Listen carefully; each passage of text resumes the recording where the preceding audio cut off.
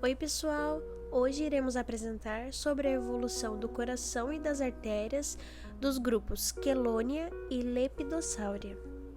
Mas afinal, quem são esses animais? Os quelônios são répteis da ordem Quelônia e seus representantes são as tartarugas. Elas podem ser marinhas, de água doce e até mesmo terrestres.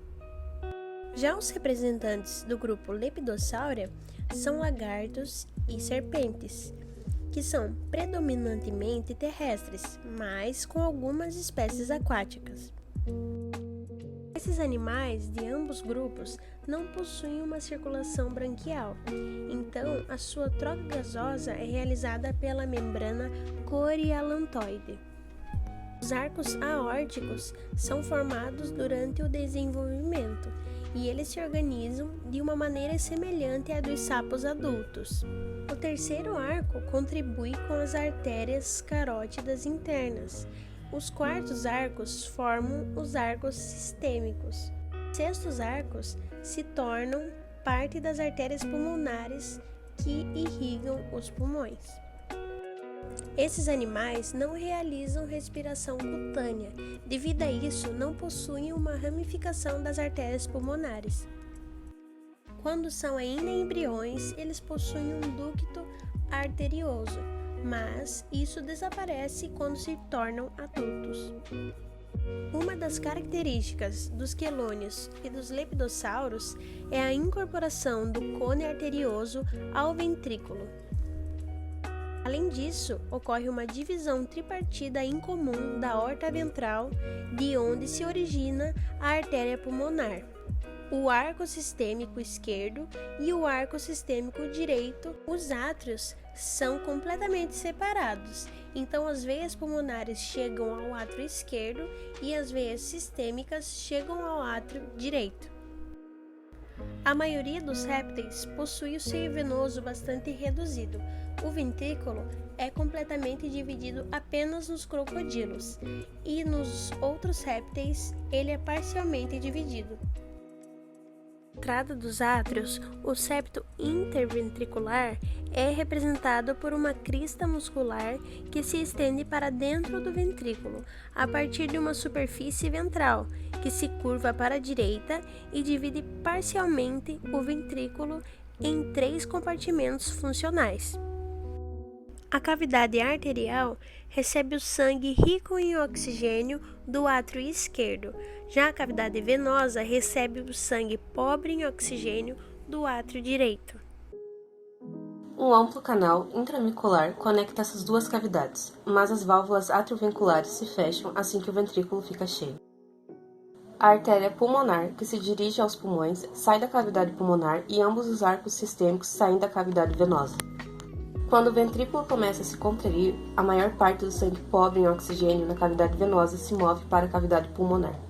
O sangue é mandado para a artéria pulmonar em vez dos arcos sistêmicos, porque a circulação pulmonar oferece menos resistência periférica que a circulação do corpo, e ao mesmo tempo as válvulas atriovenculares se fecham.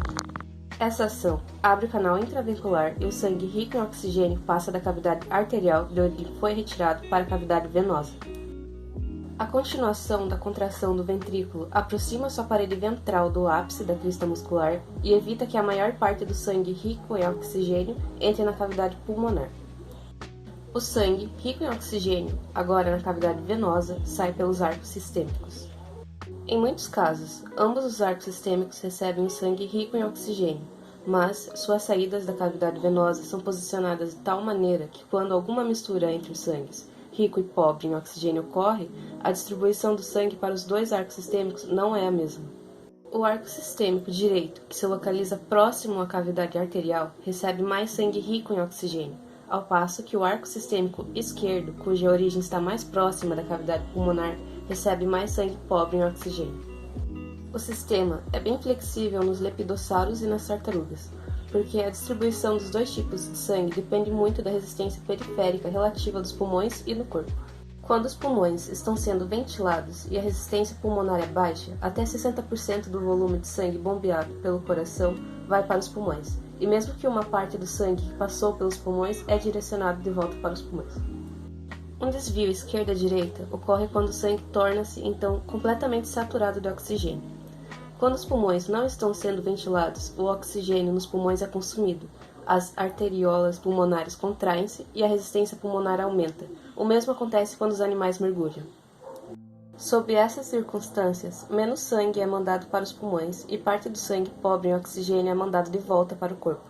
Ocorre, portanto, um desvio direita-esquerda.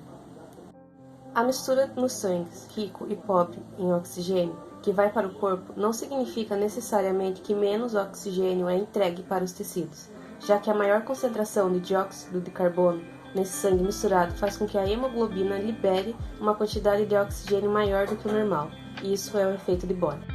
A hipótese é que os desvios otimizam a entrega de oxigênio para os tecidos, sob diferentes circunstâncias, e que otimizam também a remoção de dióxido de carbono deles. Para compreender melhor esse efeito, é necessário medir simultaneamente o volume de sangue que passa pelos diversos vasos, o grau de ventilação dos pulmões e o conteúdo de oxigênio do sangue. Além disso, as diversas válvulas devem ser visualizadas também. Bom, gente, essa foi a nossa apresentação sobre Chelonia e Lepidosauria. Muito obrigada a todo mundo que assistiu até o final, e é isso.